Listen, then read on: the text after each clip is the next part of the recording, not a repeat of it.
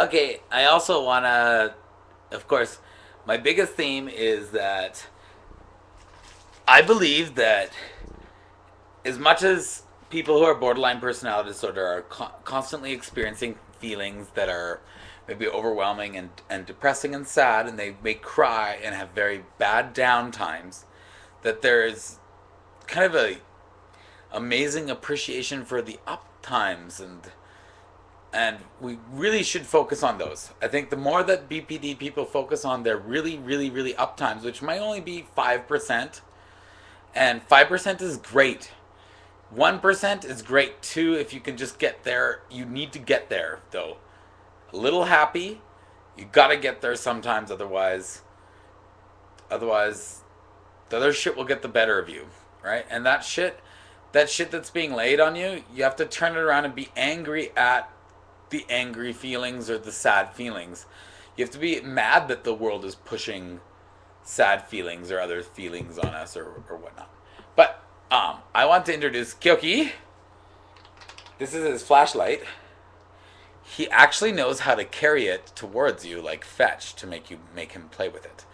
So we will try to see Kyoki. Hey, oide, Kyoki.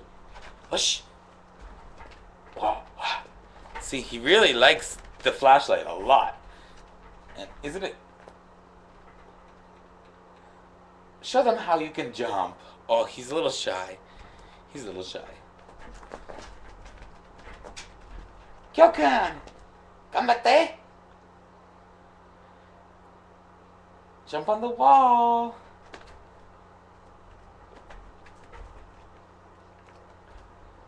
This is his favorite thing to do.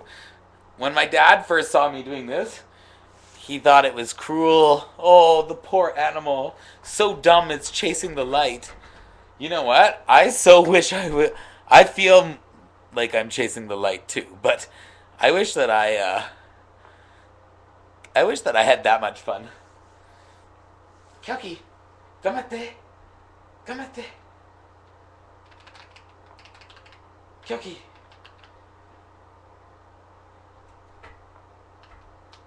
Oh. Okay, he's not gonna jump up on the roof today, which is okay. Come here. Come here. So Kyoki. Yay! Super kitty. He's made things really a lot easier for me. And it's pretty good. I suggest for anyone who's suffering, and if you don't like yourself, then, and you know that you can love other people, because there's a difference.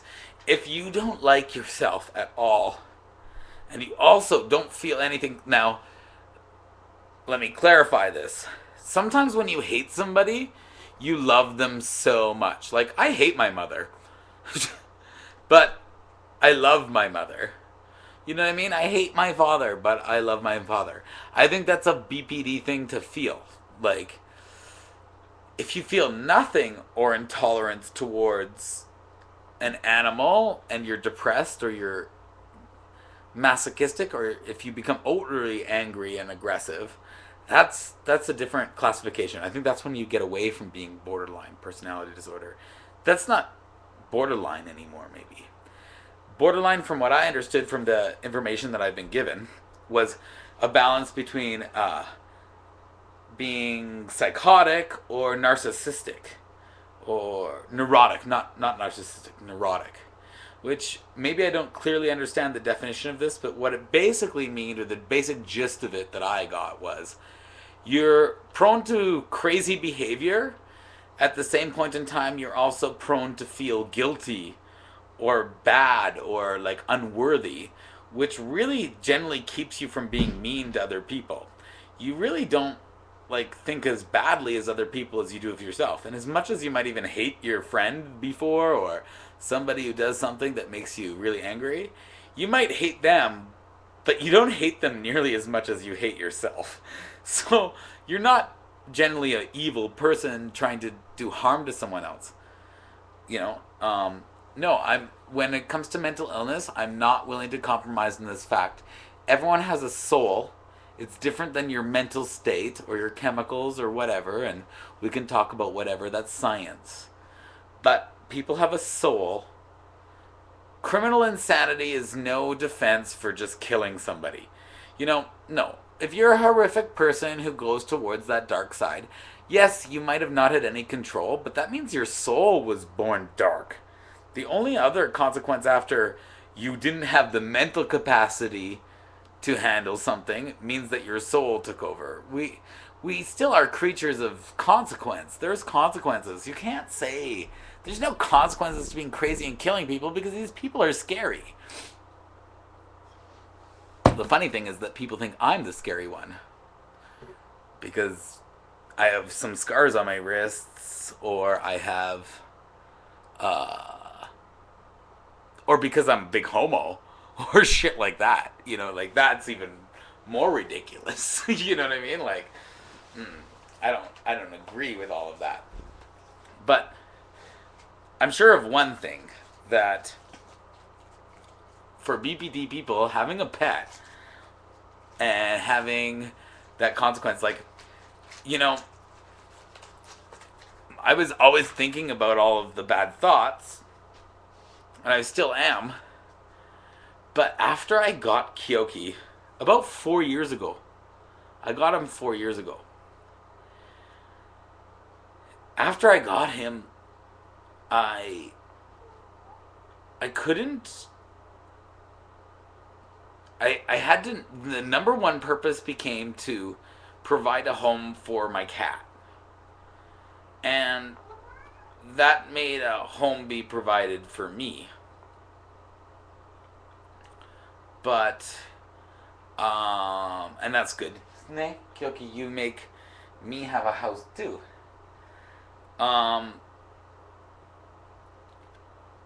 But more so important is the fact that it's teaching me something. Sometimes, like, my guilt, because, okay, so I also want to touch on this.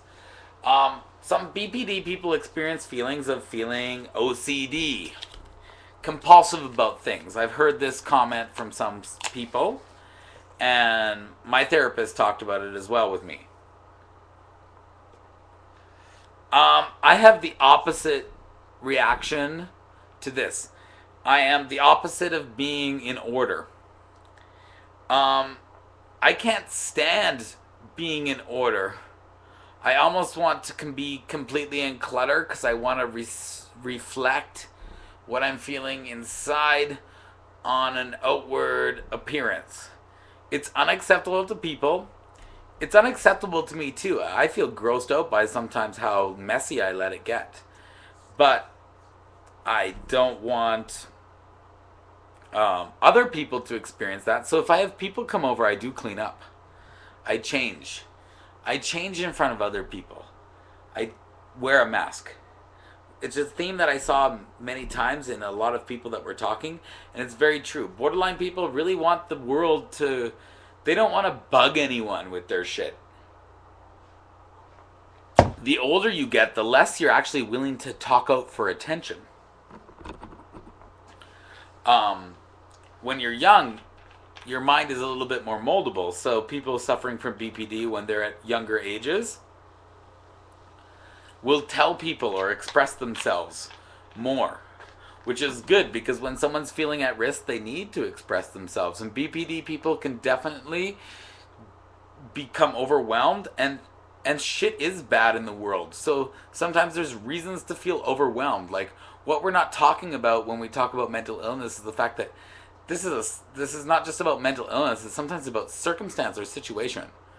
Sometimes bad shit happens to you. Well, if you already are prone to feeling emotion intensely, and something really bad happens to you, something really bad might happen. And that's a normal thing. This video is going to get too long. So I'm going to put this on, and I'll have a response to it later, but I'm going to get more clear-headed before I give a response to this first part of this video. Let's see what anyone thinks of this one.